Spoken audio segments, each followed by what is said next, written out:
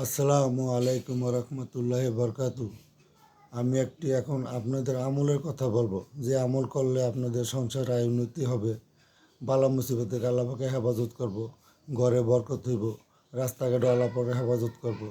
এই আমলগুলো হইল গিয়ে আপনার প্রতি জুম্মার আগে আয়াতুল কুরসি 70 বার পড়বেন এবং লা ইলাহা ইল্লাল্লাহ 500 বার পড়বেন। তারপরে কুলফু আল্লাহ সূরাটা আপনারা 200 বার পড়বেন। এগুলো যেন আপনি পড়বেন, আপনার ঘরের ভিতরে আয় উন্নতি হবে, বালা মুসিবত থেকে আল্লাহ পাকে রক্ষা করব।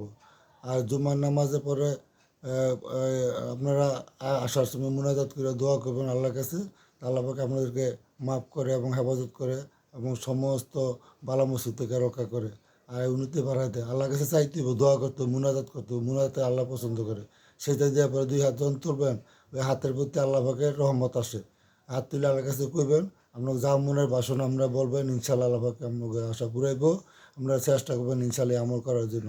আপনি করবেন, আপনার আত্মীয় স্বজনকে বলবেন এবং আশেপাশের লোককে ধরে বলবেন। যারা যারা করবো এই আমলের বাগি সব শরীর আপনিও হইবেন।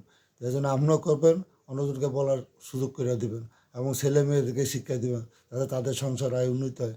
ইনশাল্লাহ এই আমলগুলো করলে আমরা আজীবন ইনশাল্লাহ আল্লাহর কাছে ভালো থাকবেন, দুনিয়া এবং আখিরাতে। আশা করি আমলগুলো করবেন। আর আমি দোয়া করি আপনাদের জন্য, আপনারা আমার জন্য দোয়া করেন ইনশাল্লাহ। আসসালামু আলাইকুম রহমতুল্লাহি ওয়া বারাকাতুহু।